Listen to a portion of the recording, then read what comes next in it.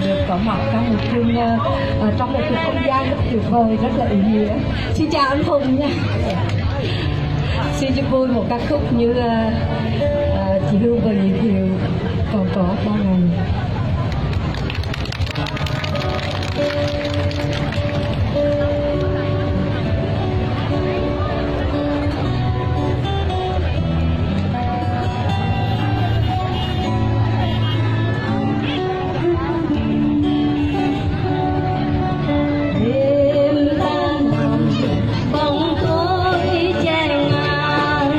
Đêm ta nằm nghe tiếng trăm năm gọi thì thầm, gọi thì thầm, gọi thì thầm. Đêm nghe trời như hoa như than, ta nghe đời như có như không, còn lại mình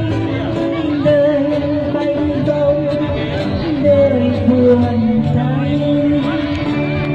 Còn đây có bao ngày con ta cứ vui chơi rồi mai sẽ ta đi, dù nhớ thương con người. Còn đây đêm này con em hãy yêu tôi, đời bước em chia vội, dù nhớ thương cũng hồi lòng buồn về sâu. Ôi trăm ngày phố xa cũng trôi theo trong hồn gian, bao nhiêu ngày dấu cũng không còn. Từng dòng nước mắt sẽ là thương cho đời, từng dòng nước mắt sẽ tiếc cho ngày vui.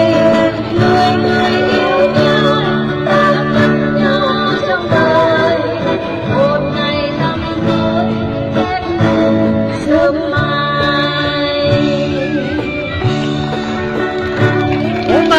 Vỗ tay lên! Mình vỗ tay lên! Vỗ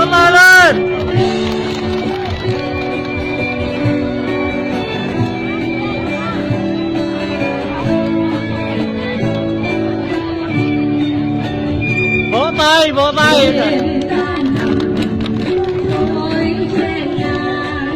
Đêm ta nằm nghe tiếng trăm năm gọi thì thầm, gọi thì thầm, gọi thì thầm.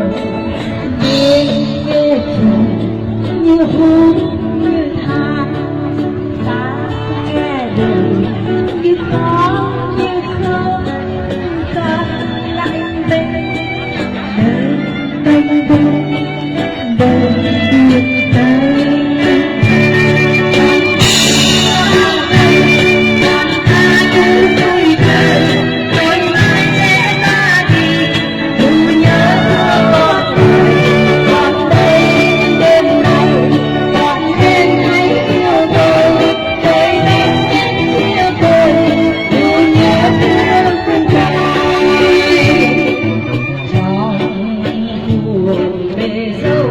Ôi trăm ngày phố xa cũng trôi theo trong hồn dân.